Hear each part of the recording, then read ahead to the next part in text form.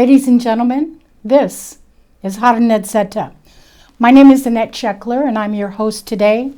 On behalf of my colleagues, Mimi Sabatu, Dr. Desta Hagos, I would like to welcome all of you. Our producer today is Saram Hansch, and we bring you this show from the studios of Tigray Media House in scenic Northern Virginia.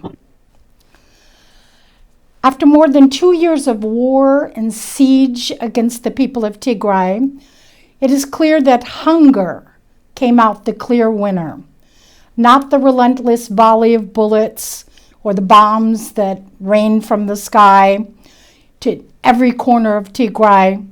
Hunger won this war. On May 3rd, USAID Administrator Samantha Power said in a statement, "We have made the difficult decision to pause all USAID-supported food assistance in the Tigray region until further notice." Why? According to Administrator Power, in that same statement, USAID uncovered that food aid intended for the people of Tigray suffering under famine-like conditions was being diverted and sold on the local market.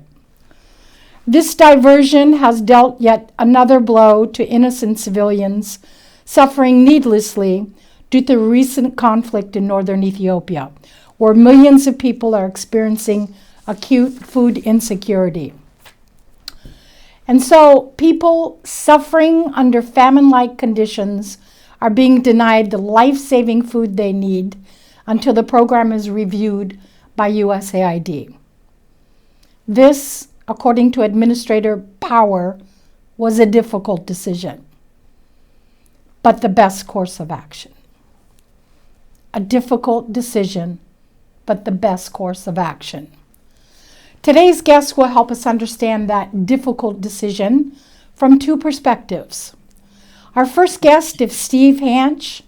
Steve Hansch has been working in humanitarian assistance for over 3 decades. An epidemiologist and nutritionist, he has led evaluation teams and conducted research on the nexus of food assistance, nutrition, and humanitarian response. He serves on the board of Relief International and teaches at George Washington University. Welcome, Steve, and thank you for joining us. Our second Thank you for guest, having me. I'm sorry? Thank you for having me. I'm sorry. Yes, thank you for joining us. Our second guest is Dr. Kindeya Gebrehiwot, a professor of forestry and former president of Mekelle University.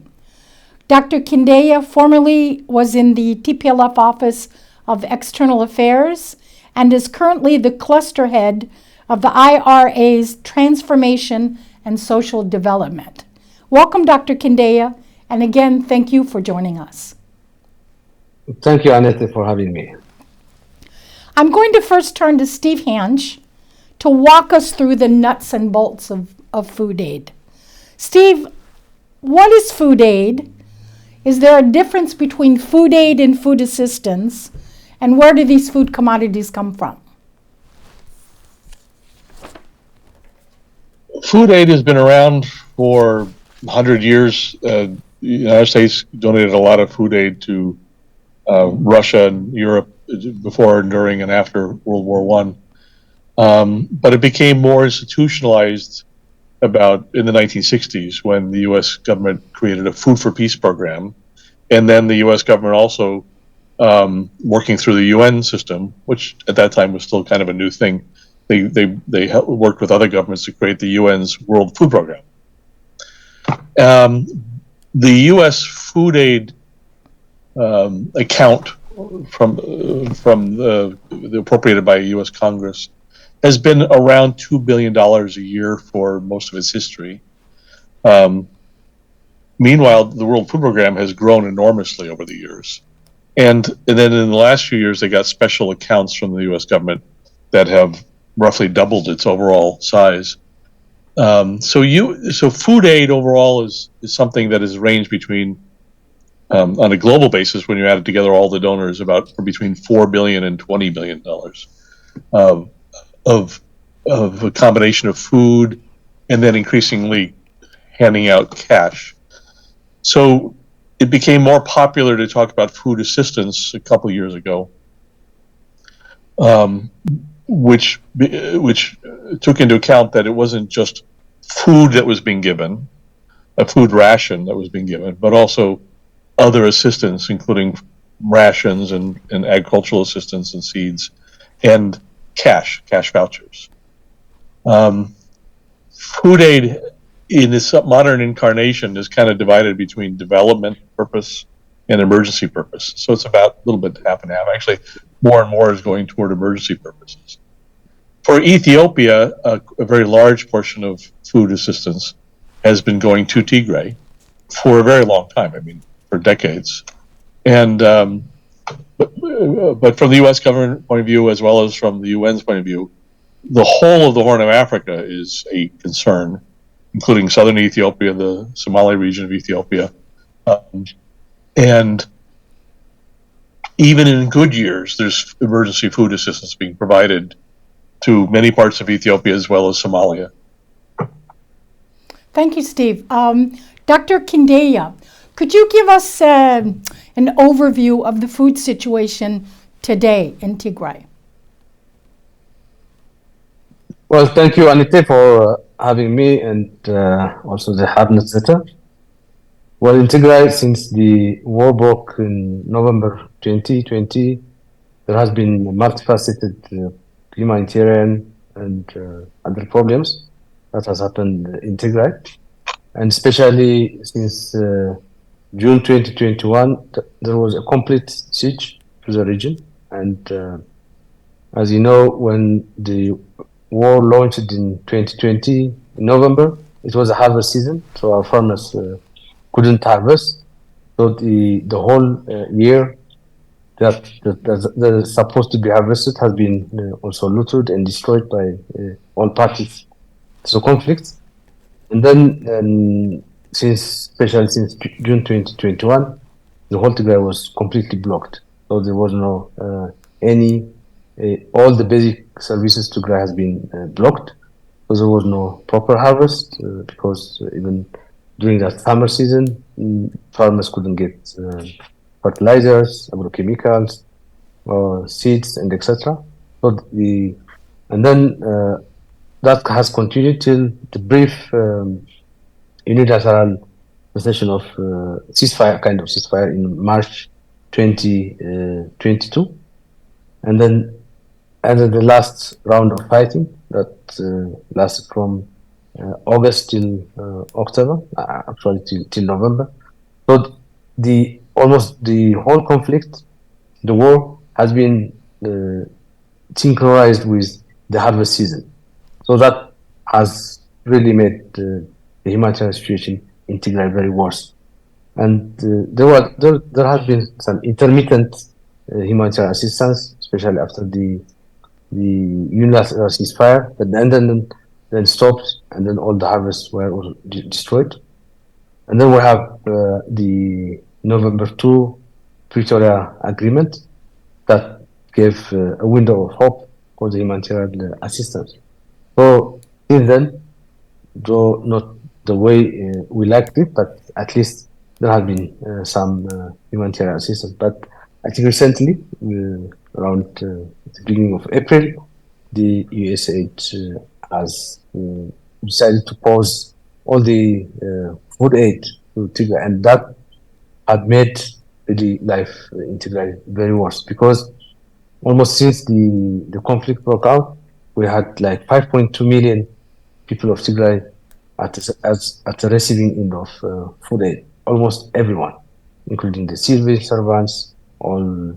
You have millions of internally displaced people that are really traumatized, and they couldn't get any assistance for the last 2 or 3 months. So we had a carryover from the previous ones, and especially the last decision. Since the last decision, then people are really in a very, very bad condition.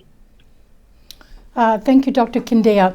Steve, both you and I have worked from a policy perspective, from a research perspective, and also on the ground with food aid. And I remember clearly there was theft in Bosnia, there was theft in Sudan. There's always theft when it comes to food aid. But I can't remember another situation where the US government actually suspended food aid because of theft. Can you talk about that a little bit? Well, yes, sure. This has been a subject of my research for quite a long time. A lot of food that is delivered to a population ends up going in different directions for the very good reason that when someone receives a bag of grain that's supposed to last them for a month, it is natural that they would go to the local market and exchange it for different things, like fruits and vegetables. And so the exchange of food occurs everywhere, when food aid is given.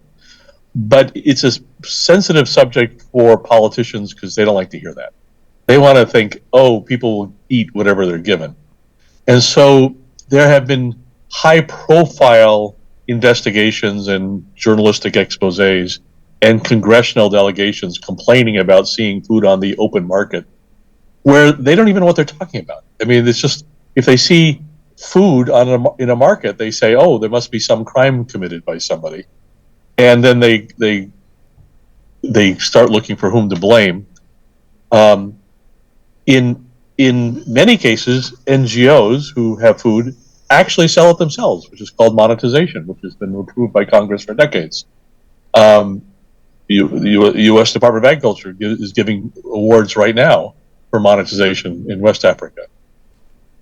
And so, to take it to an extreme case, what often happens is that some congressperson, which is what happened in this instance, heard about food on an open market and gets very upset, and then it forces USAID to do something and to say, we're going to ask the Inspector General to come in and do a special report about it and make sure we have monitors in the field to make sure it doesn't happen again.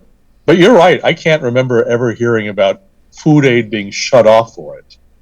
In the case of Somalia, food aid was shut off because of insecurity and because of the Patriot Act saying you can't give food to the Al-Shabaab. And the consequence is that a lot of people died. I mean, major famines were caused there because of the shut off of food aid. Thank you, Steve.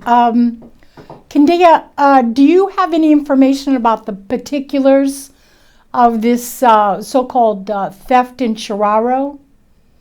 Do we know details? Well, I think when you are managing a conflict, there could be food diversion, selling, sharing, and looting. And when that was mentioned in Shiraro, there was an active war, and so there are many actors in this conflict, as you know. And when there is a conflict, and then about the food aid management, like what has been said, you cannot be perfect. And I mean, I don't like to preempt some of the investigations because we said there should be independent investigation. But for the fact, we know that in Shiraro, in Andahagarai, there has been the Eritrean army taking the food aid, looting the food stores in broad daylight. But what we are saying is there should be independent investigation, and that's also the stand of the interim regional administration of Tigray. But during conflict, what's priority? And because this food is supposed to be life-saving. Even in some cases, you would also go for airdropping, that you wouldn't even know where that airdrop, that dropped food would end up, but that would save some life. So what's happening in Tigray is now, when during that period, we don't even have a full scale civil servant deployed because there is no salary, and then the entire sub-state structure of the region has collapsed. So in that period, Then, as I said, it's also the active conflict area, and we know also the Eritreans and the other parties. So conflicts have been taking food. So what we are saying is, especially now, it's a paradox because we have signed permanent cessation of hostilities in place since November 2. That has even given to the establishment of the interim regional administration, which is like 50 days ago. So what has happened in September or could be August should not punish the people who are now dying every day.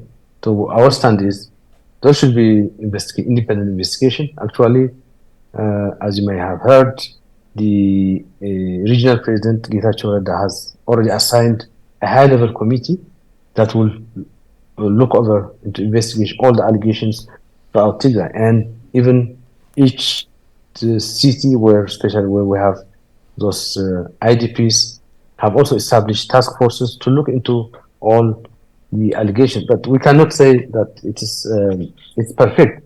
But I think the 9 food aid that is supposed to be saving lives and link it to with whatever mishandling there could be in terms of administration is unfair, because that could be addressed in a different way. It could be in a legal way, but people are dying every day. We have reports that people are dying. For instance, in Samra, people have died because of lack of food, and it's a paradox because now we are trying to create a sense of going back to normal in Tigray, and because of the agreement we have had with the federal government, and this has come a very big surprise to the region.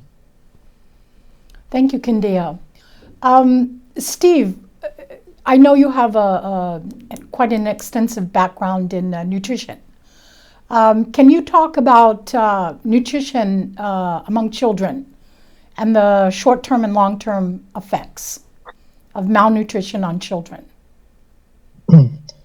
Yeah, so Ethiopia is a good case, and Tigray is an extreme case, where the prevalence of malnutrition was high before the conflict, before 2020. And as a result, it was a target of U.S. food aid in a large way, managed by both REST and Catholic Relief Services. And other NGOs have also been active in Tigray during the conflict, including GOAL and Concern Worldwide, International Medical Corps, trying to bring the rate of malnutrition down. The rate of malnutrition among under 5-year-old children, according to the Lancet study, roughly tripled during the conflict. So roughly 30% of children, which varied from place to place. It was lowest in the Mekelle region and higher in the southeast of Tigray. And whenever there's high malnutrition, on a statistical population basis, that means death. When children have malnutrition, the risk of death goes way up. And another study by the University of Ghent, looking back at the conflict, estimated that something on the order of 200,000 children died from malnutrition because of the conflict. I'm going to ask a question of both of you, and we could start with Steve. If we accept the premise that the government of Ethiopia used starvation as a weapon of war, yet the U.S. government is channeling our food aid through the government of Ethiopia, does that make sense?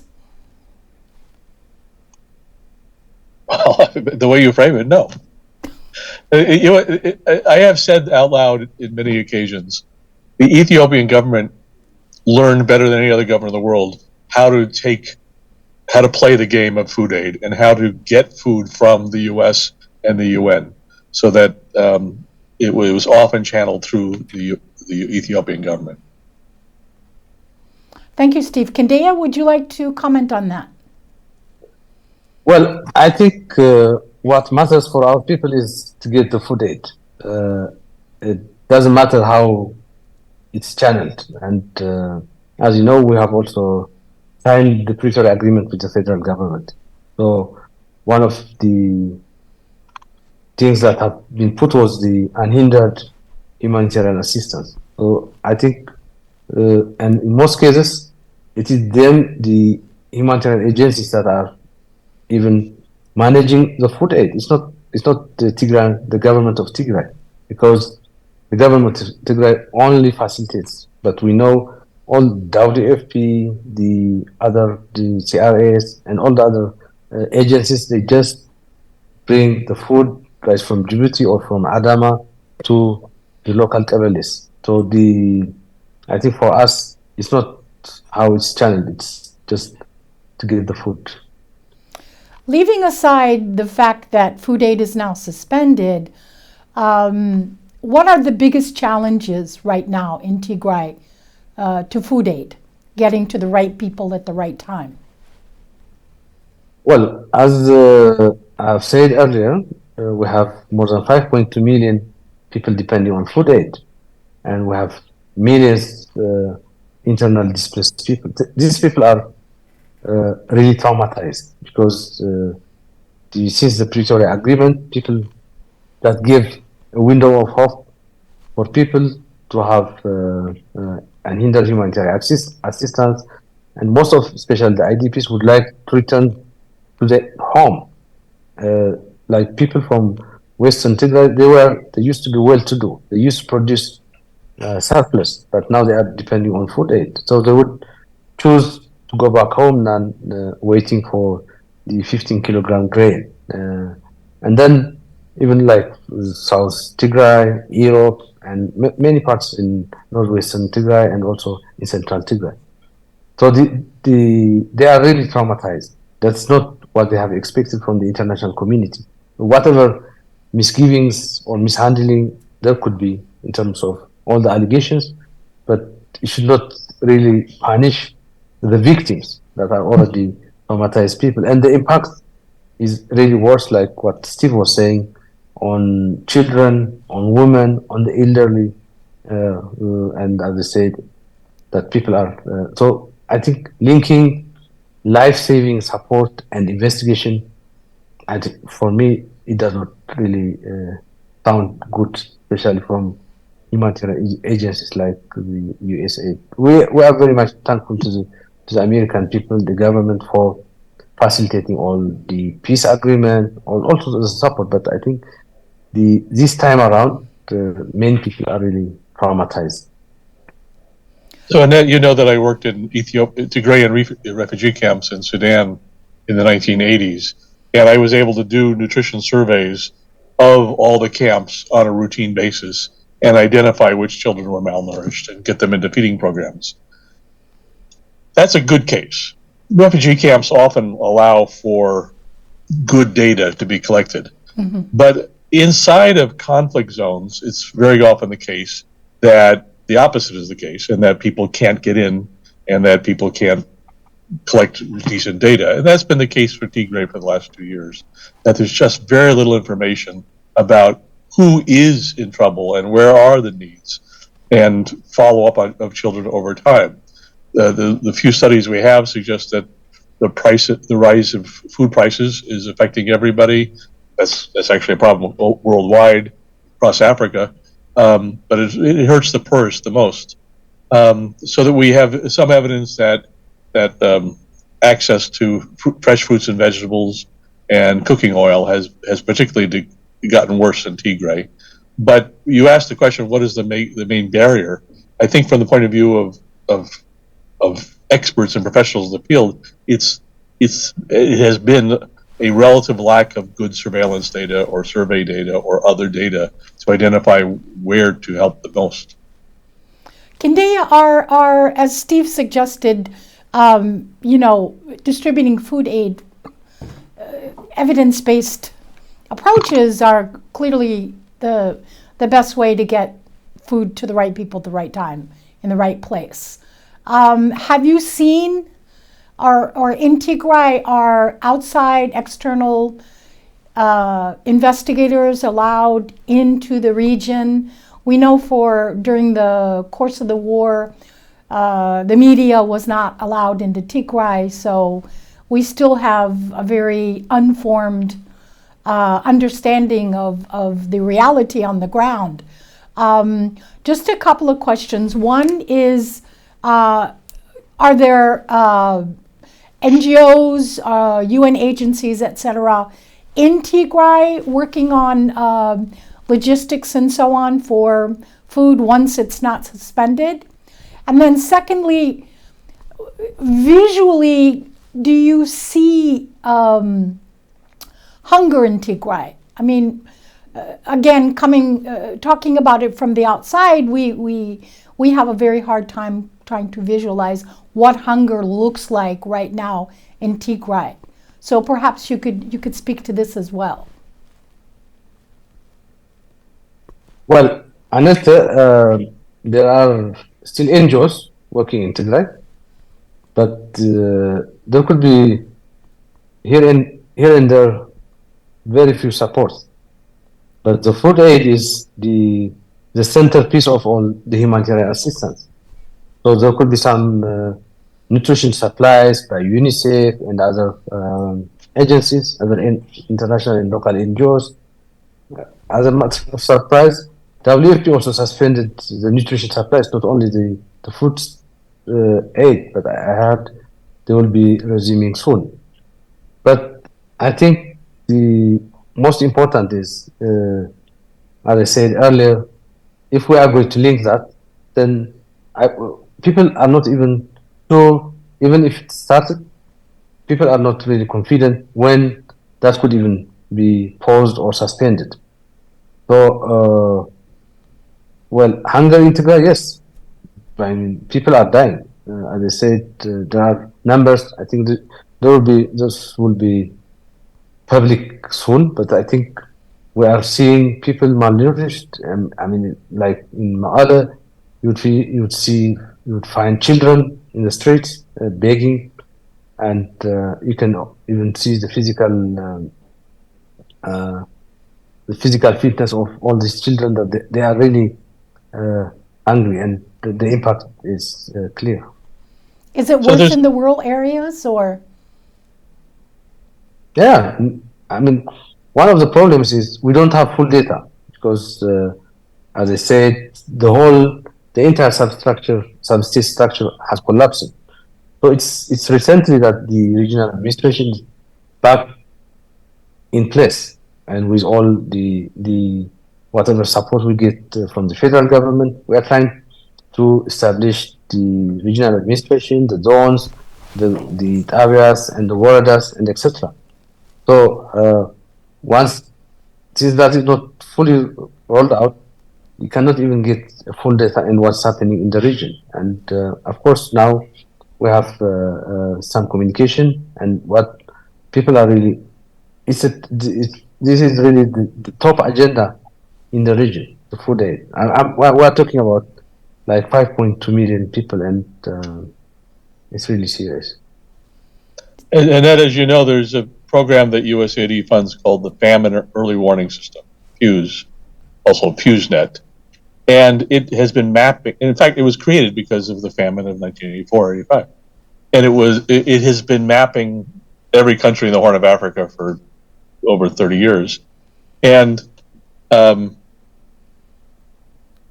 its specialty is aggregating lots of information, so that decision makers and NGOs can make sure they go to the right areas, the rural areas, wherever the malnutrition rates are worst, food insecurity is the worst. But they get caught up in some weird vocabulary debates. So by example, I refer in 2011, I was in Mogadishu working on the food aid program in response to the famine there in 2010. And in April of 2011, the UN declared the famine is over, even though it had the highest malnutrition rate in the world, and the death rate was still above sphere standards or emergency standards. So if malnutrition and death don't qualify as a famine, then what does? And that played out all over again this year in Tigray. where people were arguing over whether it constituted a famine. What the Food and Agriculture Organization and Fuse did was they said that it went from a crisis in 2020 to an emergency in 2022. Well, if people are dying, if hundreds of thousands of people are dying, and it's an emergency, then why is that not a famine? But other people say, no, it's not a famine. Well, there is no strict definition of famine. What we care about is people being malnourished and dying. And that was happening. But it became a political football because people didn't want to acknowledge that. Steve, what are some of the lessons learned in Somalia that we can try to overcome in providing appropriate food aid to Tigray? What would you advise Kindeya and Interim Regional Administration in terms of speeding up the process, appealing to donors, getting past this suspension? Well, it would help. So one of the things that a lot of aid agencies try to do is build up the capability of local district or Wareda level health officers to do nutritional surveillance and make transparent what their findings are, so that we see what the rates of malnutrition are in every Wareda over time. That helps decision makers have confidence in the system. It helps us get the resources there in a timely manner. From the point, and hopefully it helps to empower the locals to own the solution and channel the resources themselves. Partnering with UNICEF is a good idea because they provide ready-to-use therapeutic foods, such as plumpy nut, which is what we use to give to children who are severely malnourished. And UNICEF has to decide how much to send to places, and they depend on good local surveillance data and a robust local healthcare clinic and hospital-based outreach to children on a regular basis. So we talked about children who are left out, children in rural areas, children maybe who are orphans. We can't figure out how to program the right food aid if we don't have good data about those children, know where they are, and enroll them in feeding centers. One of the lessons from Somalia that gets relearned is that ultimately the markets matter a lot. And so I'm not recommending it here, but in Somalia repeatedly we had to say, let's put food into the markets, because ultimately it's bringing the price of food down that saves people's lives. So Kindeya is the former president of Makala University. I know you had a wonderful school of nutrition. I believe there's even nutritionists in your family. Has the Interim Regional Administration begun to do this kind of nutritional surveillance to give NGOs and the international community the kind of evidence, data they need to improve the food aid? Well, I think we are working with the limited capacity we have. We are trying to put the system in place, and that is the most important thing. As Steve was mentioning, the evidence-based scenario will be very important. So we are trying. The first thing is we are trying to put the already damaged infrastructure in place. Some of the nutrition surveys and other. I mean, we are only talking about estimates of child and mother's mortality. We don't even have the actual data. So actually, this morning we launched one of the health research institute. We've been talking about how we can produce quality data, so that that will be an evidence-based justification for any intervention in the future. But I think the catch is we don't have the capacity, but we have the problem at hand. And then in order to do the service, you also need the support. But I think the most pressing need is people are dying in front of our eyes, and that is just a fact on ground. So the interim regional administration, since the pause of the food aid, have taken this agenda seriously.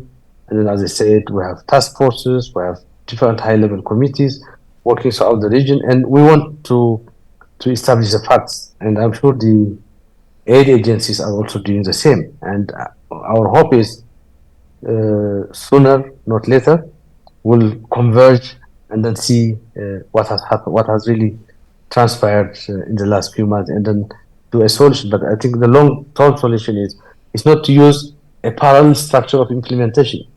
What was happening in Tigray was there is a parallel structure, not the government structure that has been addressing the issue, because the government structure has collapsed. And we're very much grateful for all the aid agencies that has gone all out their way. They paid a lot of sacrifice to help Tigray, to help the people of Tigray. But I think now we see also opportunities that the whole subsidy structure is back to business, and then access to some of the no-go areas has still increased, but still we have also areas that are still under occupation by the Eritrean and Amhara forces, and which is also exacerbating the problems we are having. So I think the most important thing is that this agenda is serious, and then we need to really disassociate the life-saving intervention and investigations. So I mean, we could take legal action on the culprits, but that does not bring the children, the women that are dying as we speak. One last question for both of you. Steve, Samantha Power is standing in front of you looking for advice on how to resolve the hunger crisis in Tigray. What would you tell her? I would tell her a bunch of things, but one would be to stop playing politics with aid and not holding food aid up for political purposes. Another would be to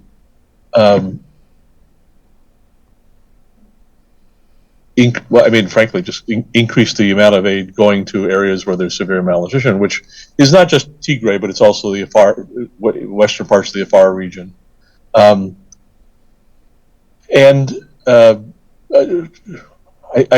been surprised by USAID's lack of interest in information about what's going on in Tigray. So I would emphasize that she should be trying to support more transparency of public health type of outreach and data collection in Tigray.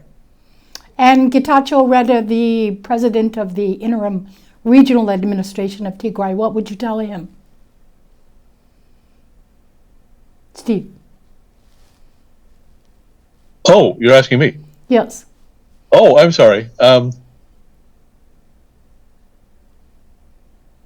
Something similar would be to do a more transparent job of interacting with journalists and media and professionals outside of Tigray with a more systematic approach to understanding problems across Tigray. The data that has come out of Tigray in the last few years that aid agencies depend on has been sort of very sparse. It's just not. It doesn't give us a representative sense of the whole region. Thank you, Steve. And Kindeya, what would you tell Samantha Power? Well, I would say the people of Tigray are grateful for what has been done so far. We are coming out of crisis, and if there was no crisis, we would not have demand, would not have people like 5.2 million depending on food aid. So when we are managing crisis, there could be that kind of problems that we've been talking. But I think the most important priority would be saving people, saving people's lives. And I couldn't agree more with what Steve has said. As we know, hunger does not give you time. So whatever outcome might from the investigation, could be after 1 month or 2 months, it will not save the children and the women that are dying as we speak. So our message is, let's disassociate this. We, as the interim administration, is taking it seriously and investigating right from top to bottom, and that's happening. And there are actions taken, legal actions. In some cases, a bit harsh. We have many cases in Maala, and also the other zones are also doing. So we are doing our investigation. And then we know also the aid agencies are also doing investigation. So let's see what comes out of those investigations. But we should not hold the victims and then should not be punished further. And our plea is let this food aid resume as soon as possible. And already the damages, already the crisis has been exasperating, and if we let that continue, we'll see many people dying in the days ahead. Well, I'd like to thank you both, Steve Hansch, for coming on our show and giving us, from the donor perspective, a very insightful overview of food aid. And Dr. Kindeya Gebrehiwot, we'd like to thank you for taking time out of your very busy schedule. There's a lot of work to be done in Tigray, and we appreciate your joining us and talking to us. I think we can conclude the main message of this program is for the international community not to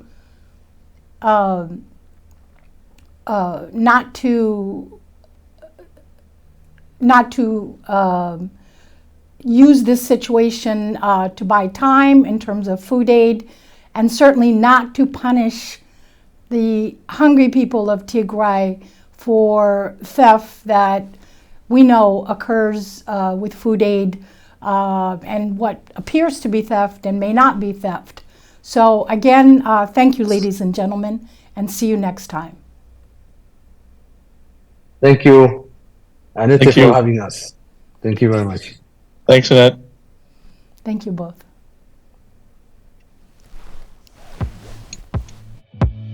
Now what? What do I do? Where do I go?